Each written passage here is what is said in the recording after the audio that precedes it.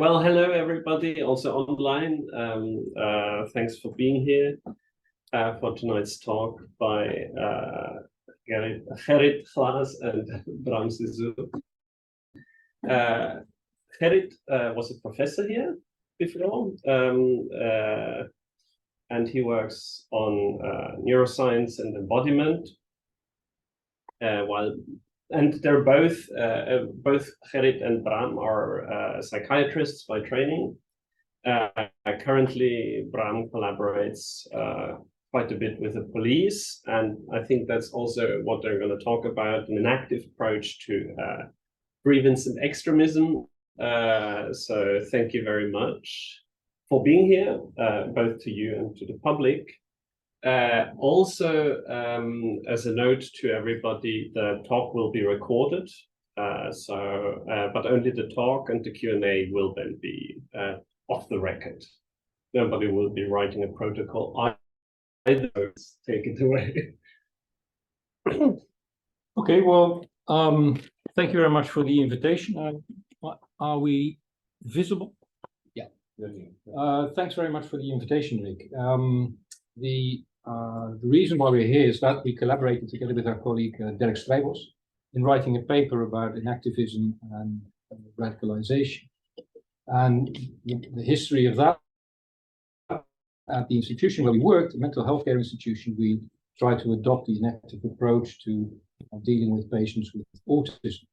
And I was working with the police in the meantime of being exposed to radicalisation problems. I thought, well, why not also see if we can apply that approach to radicalisation. That's very briefly the sort of running up. So what we'd like to do this afternoon is, instead of sort of repeating the paper, is for Gerrit to give a sort of overview of the philosophical content of the paper in a summary, and then I'll take over, and then I will briefly... PC disconnected. PC connected.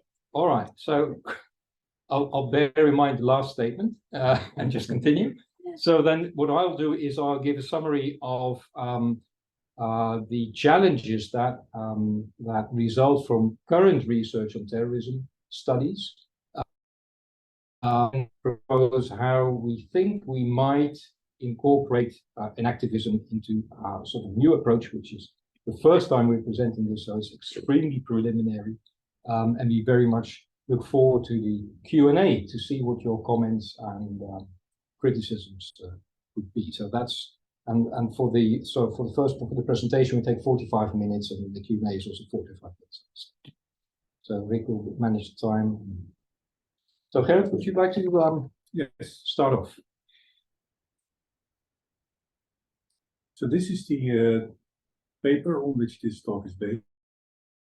Fueled violence can better be understood using an enactive approach. And first, let's say a few words about the terminology. So grievance is, according to the Cambridge Dictionary, a complaint or a strong feeling that you have been treated unfairly. So it implies that it involves sense-making, perceived injustice, and that it emerges through an interpersonal relation. And we pay a little attention also to another important term in contemporary debates about interpersonal violence and injustice, the term moral injury, which is overlapping but focuses on something nevertheless distinct. It's defined as the perceived injustice that leads to damage of one's sense of self. So why we focused on grievance? Because there was a call for papers on the topic of grievance. We might have chosen for another term if it hadn't been the case. So moral injury might be implied also in the case that we discuss.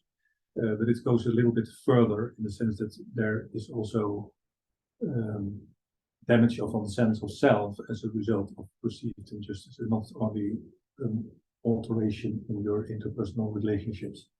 So it's an aggression, transgression that creates dissonance and conflict because it violates assumptions and beliefs about the right and wrong and personal goodness. So you get an other way of looking at the world, and especially in a moral sense. So that gives it an even deeper dimension, I think, than the notion of grievance.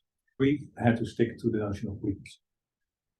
Then a few words about enactivism. It's an emerging paradigm within, especially the philosophy of cognitive sciences. And it all started in Chile in a collaboration between a biologist called Maturana, Humberto Maturana, and a mathematician and philosopher, Francisco Varela, early in the 80s. And they wrote a book, even in the 70s, I think. And the book was from 1980, Autopoiesis and Cognition, on the left side. And there they introduced the notion of autopoiesis, which is self-organization, we would say today. And so I quote the definition: an autopoietic machine is a machine organized. Machine is a metaphor. Is defined as a unity, as a network of processes of production, transformation, and destruction of components, which one, through their interactions and transformations, continuously generate and realize the network of processes that use them, and two, constitute it, that is the machine, as a concrete unity in space in which they exist by specifying the topological domain of its realization of such a network. So from this formulation, you already grasp that this is highly abstract, and the term topological obviously refers to mathematics also, and what they try to do is transcend, in a way, the domain of existing biological theories and try to imagine what's going on in the collaboration between cells, for instance, that is super how do you say it? That the process between the elements is itself guided by some overarching principle or process or regularity, or even kind of lawfulness. So what I want to do is not go too deeply into it, but just discuss a number of key concepts, and then especially those key concepts that will return later on and that are also discussed and applied in the paper. Autopoiesis, emergence, structural coupling, and sense-making, and participative sense-making. And to give you an impression, the early work, which was in mathematics, biology, and philosophy, has evolved. And I also showed this book, The Embodied Mind, where you see the names of Varela, Roche, and Thompson.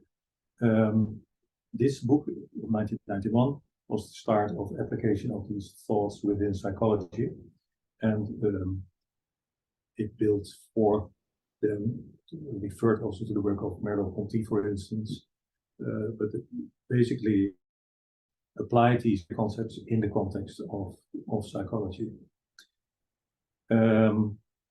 So this is usually taken as the official starting point of enactivism, insofar it is applied to psychology, psychiatry, neuroscience. You see here another name, Evan Thompson. So one last remark about the general development of the ideas. Varela died quite early in his life, in 2000, when he was in his 50s, and he was then halfway writing a book on with the applications of his concepts to psychology. The book was later on published by Evan Thompson and has become quite well known as it's called Mind in Life. So it's an application of the mind-life continuity thesis which is an elaboration of the early ideas, and that applied to the cognitive sciences.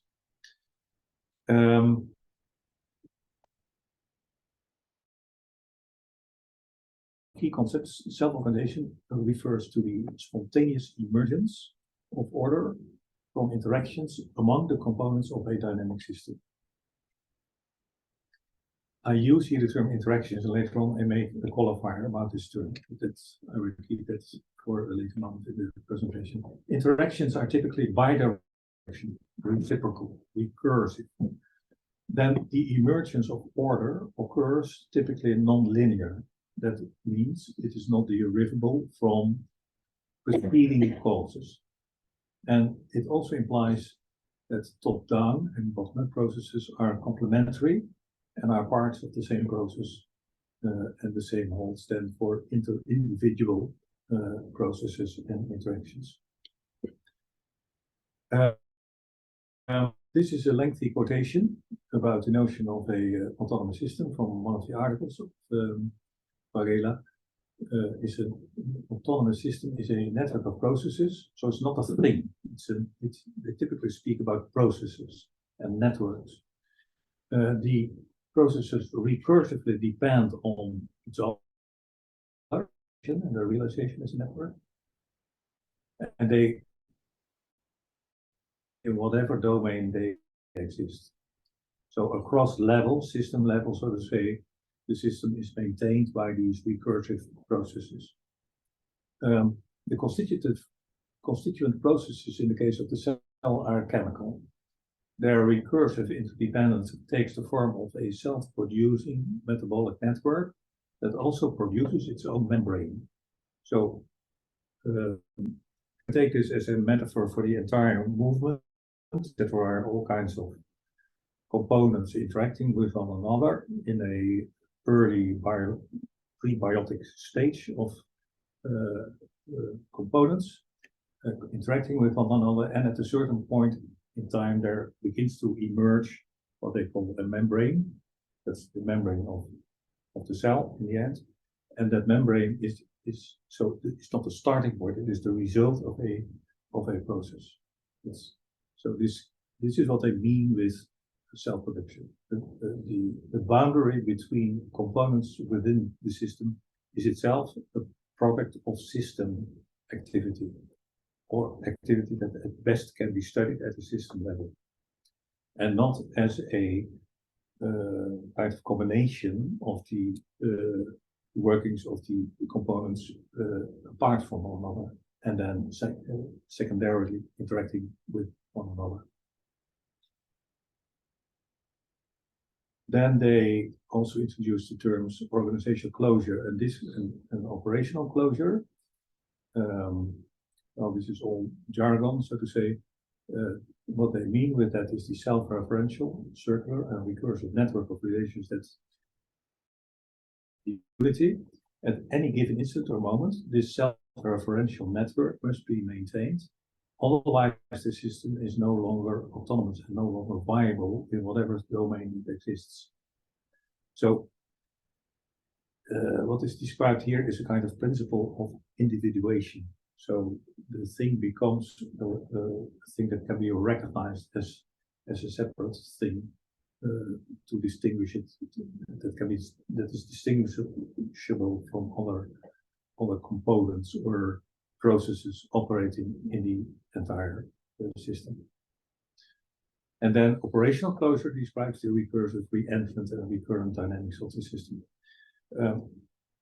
Varela began to apply this to the nervous system, so that was his big project. He tried to look at the brain not as an organ confined within the boundaries of the skull, but as an interacting organ, so to say, in which all these, at all system levels, these recursive processes are operating.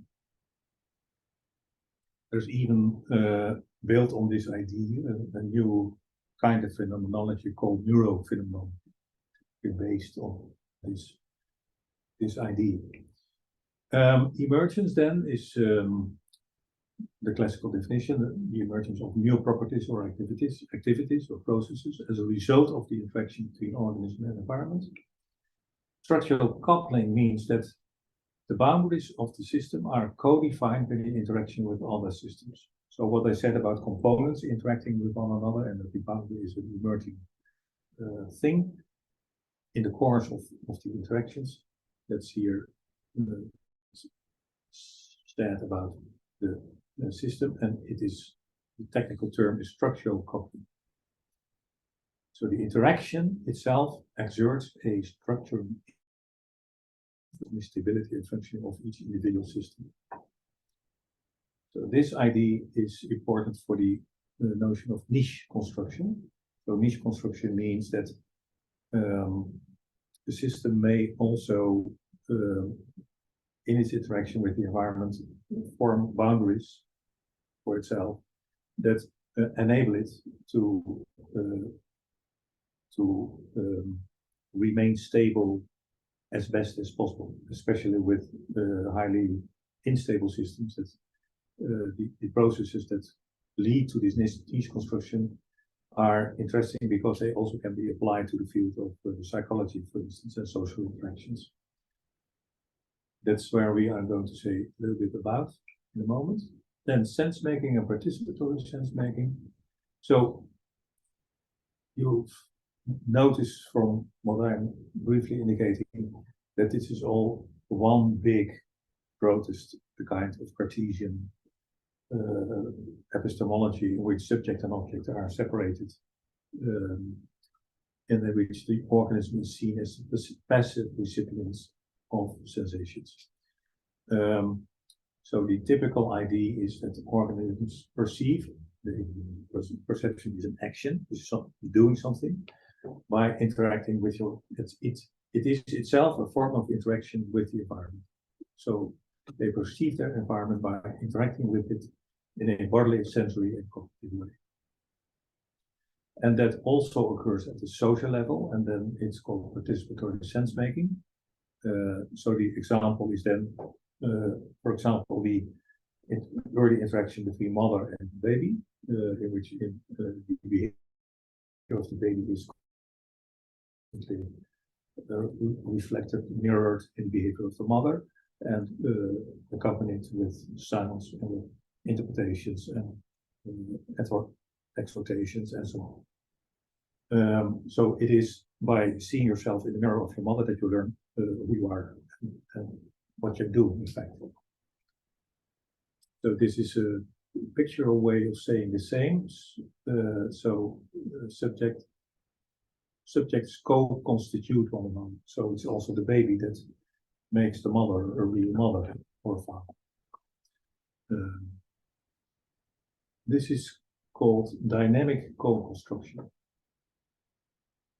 So I was a bit hesitant in using the term interaction, and the reason is that in fact what they mean with interaction is dynamic co-construction.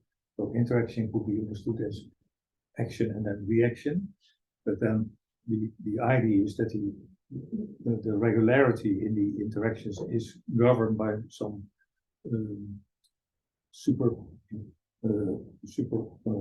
imposed, how do you say it, wrestling with the terms here, a kind of overarching lawfulness or regularity or pattern that in which this dynamic co-construction of different subjects can be captured. Now, last slide for this part of the talk.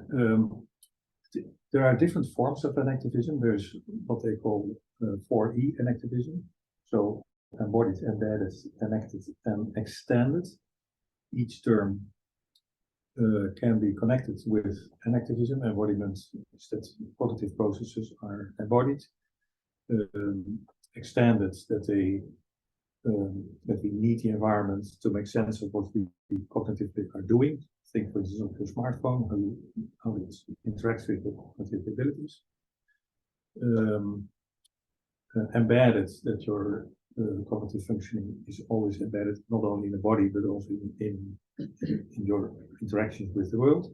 And then enacted, that it is not only a relation, but also a dynamic interplay in which you play a role as an autonomous agent. Then there are different variants. As I said, this is the broad overarching term, and then radical enactivism is known because it rejects all notion of representation. So that's another story. So there are, in the radical variants, there's, I mentioned the Cartesian or the empiristic idea about the requirement of knowledge, in which the object imposes something on the subject, and that there is a kind of replica of the object within the individual. That basic idea is firmly rejected by the radical enactivists. They would try to get rid of all kinds of representations.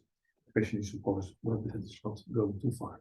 Then sensory motor enactivism is emphasizing that perception itself is a motor action, and that it tries also to evade representational images of perceptual processes and interpretations of it.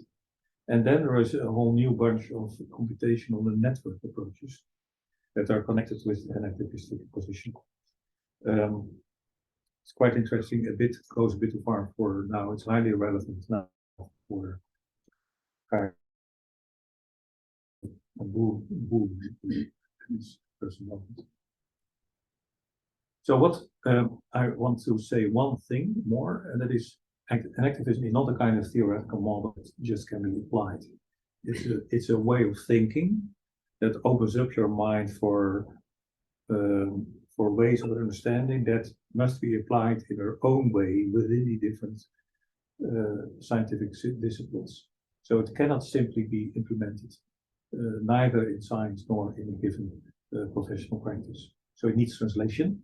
And examples of these translations are the focus on interactions, focus on processes instead of states or affairs, and then key concepts like self-regulation, sense-making, and niche construction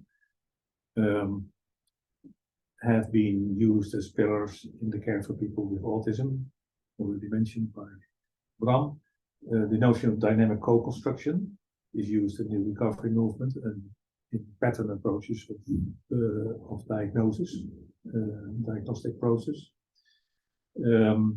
I'm also involved in another project called Redesigning Psychiatry, and it's a quite interesting collaboration between clinicians, philosophers, and designers, social designers, in which we developed the term problem-sustaining interaction problems with a loose association or a connection with enactivistic thoughts about how psychopathology emerges.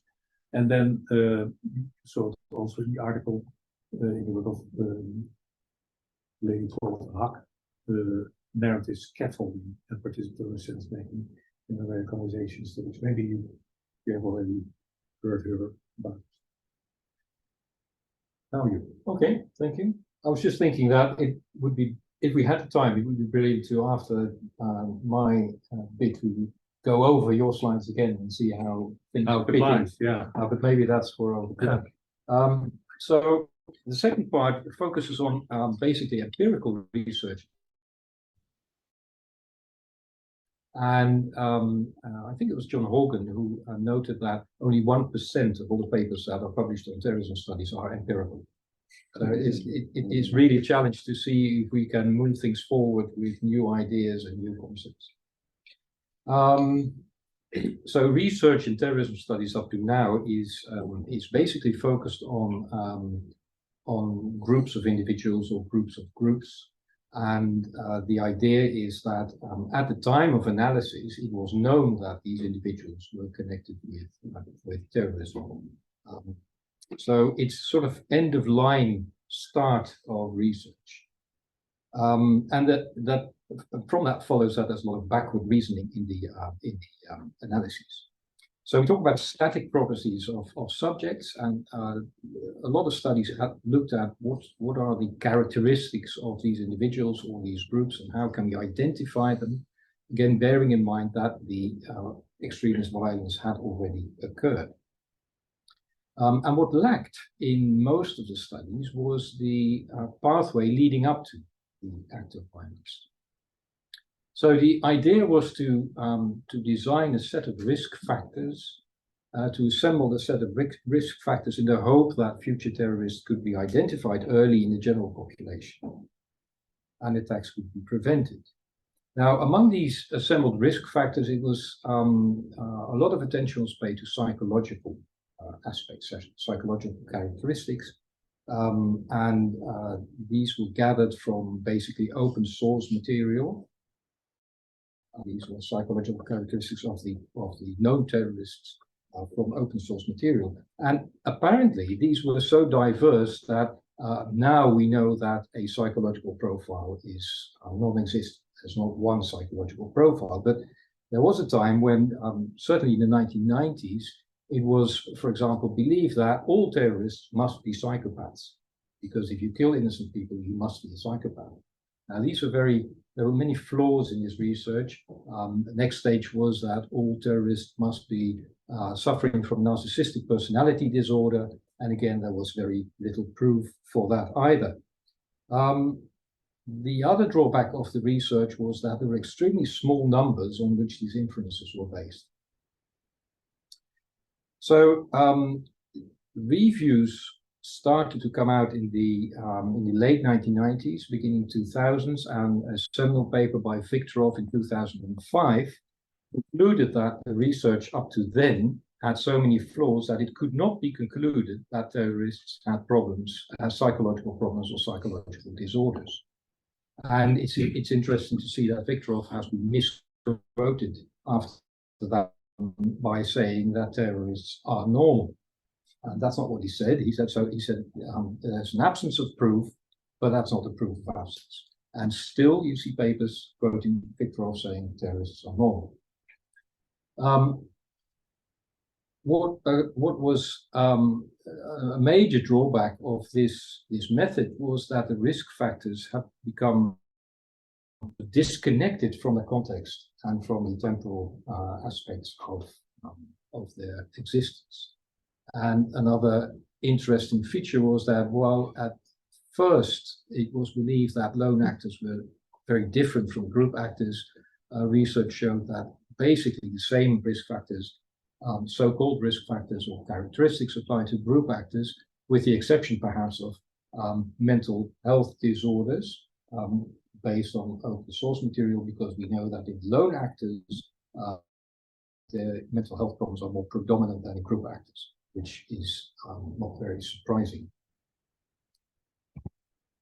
Generalizing these risk factors as predictors is iffish, to say the least, because there are certain problems connected with this subject-focused research.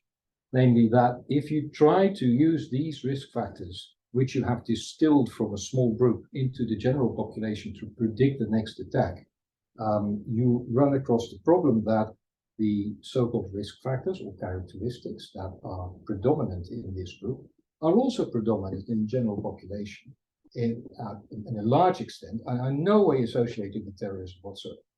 So the generalizability of these characteristics to the general population is not correct. In other words, they're not specific in statistical terms.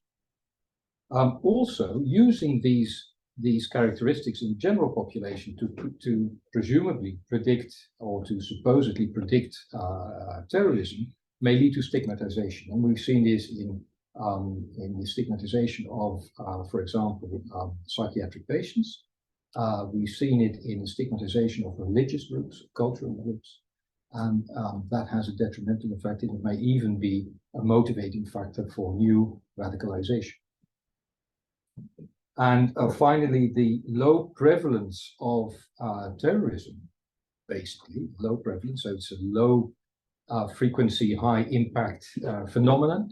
This low prevalence is, of course, a blessing on the one hand, but it's also a curse for statistical purposes. I will discuss this later and introduce a little example of how, in many papers, this trap of the prevalence fallacy is evident. Now, to overcome this this low number problem, there are researchers who said, okay, let's use the general population and let's see what the attitudes towards extremist violence are in the general population and reason from there. So they were the other way, and they carried out internet surveys on, for example, the attitudes on extremist violence. And the advantage, of course, is that you have large numbers, but the disadvantage is that there's a problem with construct validity, whether the questions you put to people are actually representative of that what you are looking for. And another problem is the low correlation between attitude and behavior, which I'll briefly go into.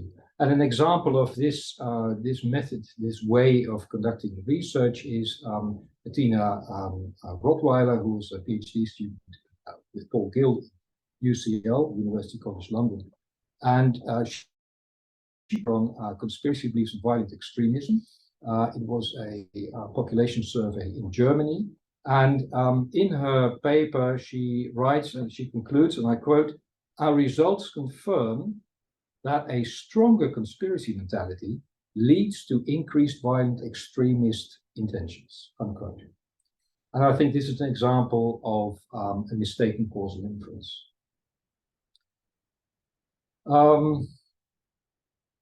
Which journal is this? Well, it's I don't know by heart, but it's a respected journal. It's a respected.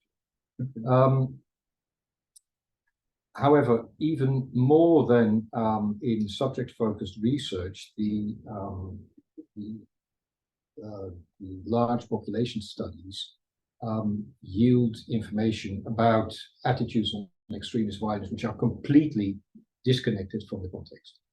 So you have no idea how these anonymous surveys reflect on the context which we are interested in real life preparation for extremist violence. And lastly, a problem with this approach is that the correlation between attitudes and actual behavior is known to be very low. So Macaulay and Moskalenko have published a number of papers on this, and their famous two-pyramid model says you cannot equate attitudes with behavior. So I see Rick smiling. I think there's something for the question and answers there. So another type of research is looking at case studies. And here the emphasis was on uncovering the dynamic temporal factors that retrospectively may have contributed to the path towards extremist violence by looking at individual cases. An example of this is the case of Dylan Roof, which is mentioned in the paper, giving more insight into the possible effects of the context on the pathway. However, here as well, there's also always a bias of the fact that the extremist violence has already occurred. So you cannot deny that that is the outcome, that's the output, that's the end result, and everything that you look at retrospectively, you cannot detach yourself from the fact that this has happened. So that forms a bias, which is a problem in this type of research. And then finally, a type of research is also subject focused, but this does include the context as much as possible, and it's not retrospective, but it's cross-sectional.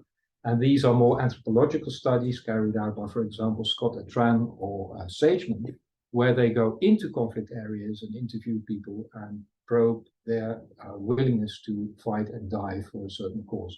And I think this approaches the real life as much as it can be at this point in time. So this research hinges on, or it doesn't hinge, but in this research, the key word is radicalization. And nobody really knows what radicalization entails. The word radicalization, by the way, was first coined in relationship to terrorism after the 2004 Atosha attacks in Madrid. And in 2005, the European Commission felt compelled to do something about terrorism, defined radicalization as the phenomenon of people embracing opinions, views, and ideas which could lead to acts of terrorism. So the word "could," of course, is very salient here because it's who knows whether it's going to lead to terrorism. Okay, and well, there's a lot of confusion over the word radicalization. It's sometimes confused with radicalism, which is something different from radicalization.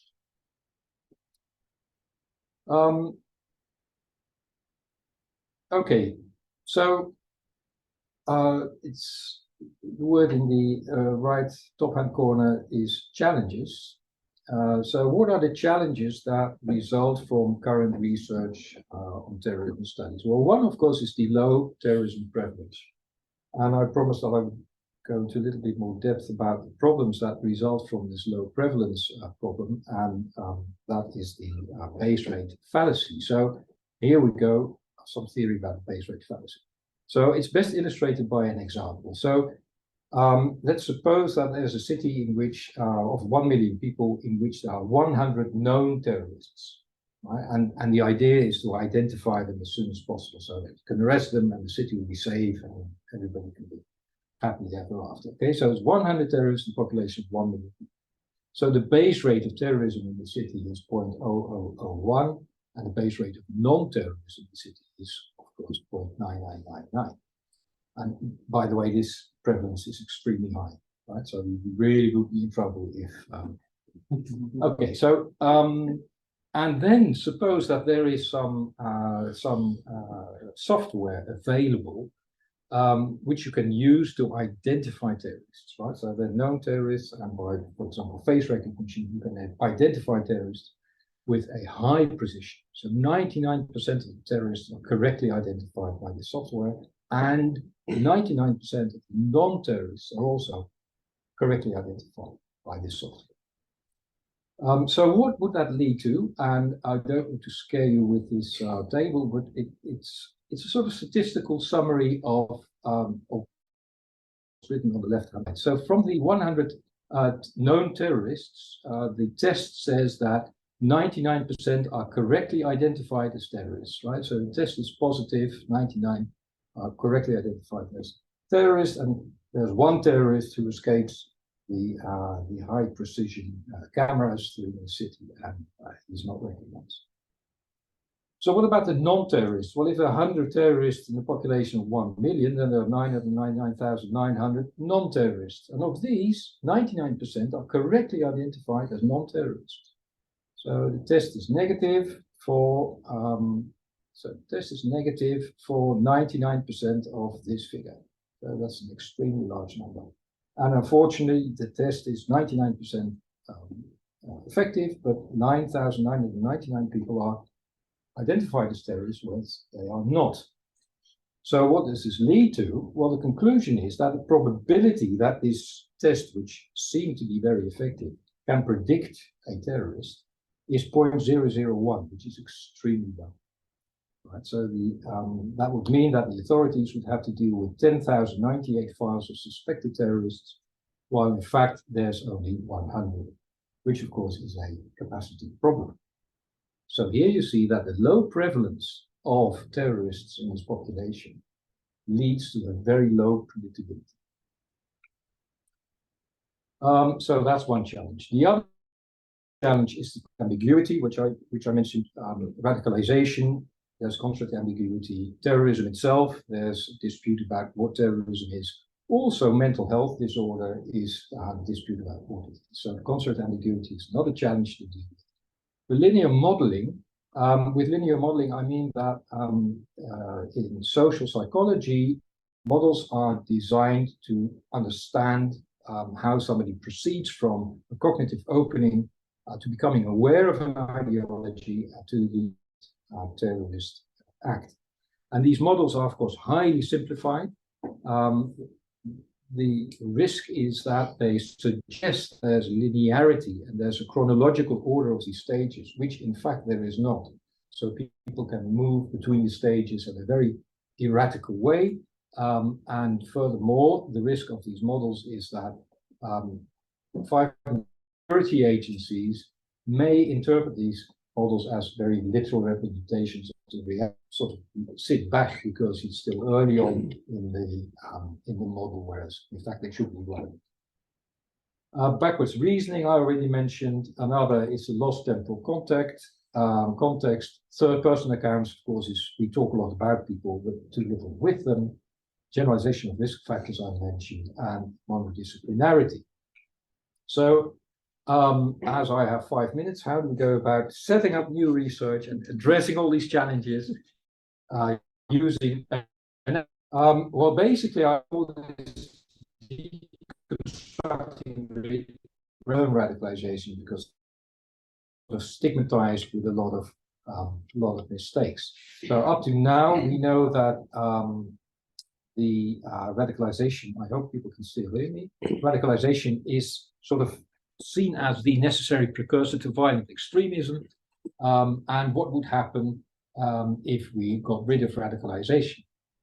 The starting point is that we think that violent extremism, what actually leads to violent extremism are process elements, process factors, and it's not a coincidence that Gerrit also mentioned process elements in his presentation, which are also to be found in the pathways leading up to, for example, stalking, or leading up to organized crime or domestic violence. So we think that the exclusiveness of radicalization and violent extremism puts us in a silo and restricts our research scope. So we'd like to get rid of radicalization as a term and look at examples, look at process elements. And these are, of course, highly hypothetical. You could think of fixation. Fixation is a sort of attention which is focused on a certain subject. Salience attribution is a sort of pre-reflective prioritizing of interests in which one interest becomes much more interesting and much more valuable and much more rewarding than the other interests, which can also be useful. And we see examples of this, for example, in addiction medicine, where alcohol has become much more important than other interesting things like good food, friends, and such. Sacred values is a very interesting concept which refers to a type of value that is different from ordinary values. So ordinary values, like a cup of coffee, they can be influenced by economical measures. Right? So if you give me €1, I will say, no, I'll still drink my coffee. If you say, no, I don't want you to drink your coffee, I'll give you €100, I might even consider not drinking the coffee. And in making these decisions, we use areas in the brain that are active in gain-loss reasoning. However, with sacred values, different areas of the brain are activated, and these sacred values cannot be modulated by economic means, but can be modulated by theological reasoning. So an example would be if you say, okay, could you? I would like you to allow your son to take part in a medical experiment. I'll probably say no, not even if somebody gives me €100, not even if somebody gives me €1,000,000. But Abraham on the Mount was about to sacrifice his son Isaac because God had instructed to do so. Unfortunately, he was saved at the last minute, but that was a typical example of deontological reasoning, where a sacred value can be influenced. Identity fusion is a concept which occurs when people become part of a group, and although they retain their own agency, the values of the group and the means of the group and the modus operandi of the group is adopted. So a typical example of this is what Sageman says, where he interviewed group members of a terrorist cell, and they said, well, the violence just had to be done. You know, it was bad luck, but it just had to be done, as if it was an ordinary consequence of being part of the group. Embitterment is something which we could talk about for a long, long time, is a concept which was coined in slightly different terms by Kraepelin, the founder of psychiatry, and he called it the querulent delusion. And embitterment signifies somebody who perceives that there has been injustice, obsessed with obtaining justice, and revenge, and does this up to an extent where there is self-sacrifice. So elements of embitterment we find in the population, which I deal with in the police team, which I work with. We find people embittered and who will pursue justice for over 20, 30 years, even to their own detriment. That might be a better term than grievance, which is in fact quite general.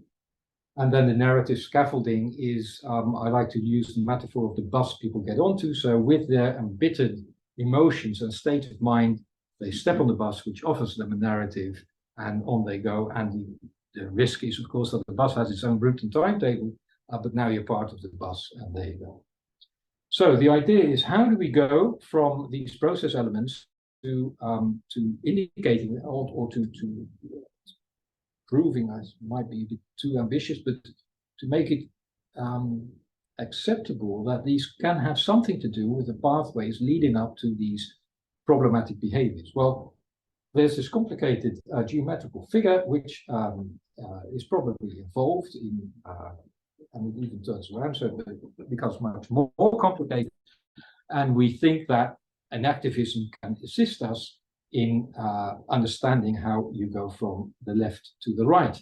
And these terms, which Gerrit mentioned and explained, might in some way help us to understand how they interact and how they are associated with the problematic behavior on the right-hand side. So winding off, how do we deal with? Well, the low terrorism prevalence would partly be overcome by the fact that we don't just look at terrorism, but we look at a wider range of problematic behavior, assuming that the same components, the same process components are underlying these behaviors. The construct ambiguity can be dealt with by deconstructing radicalization. And the linear modeling, of course, is, you can address this with, for example, ethnographies, backward reasoning, etc.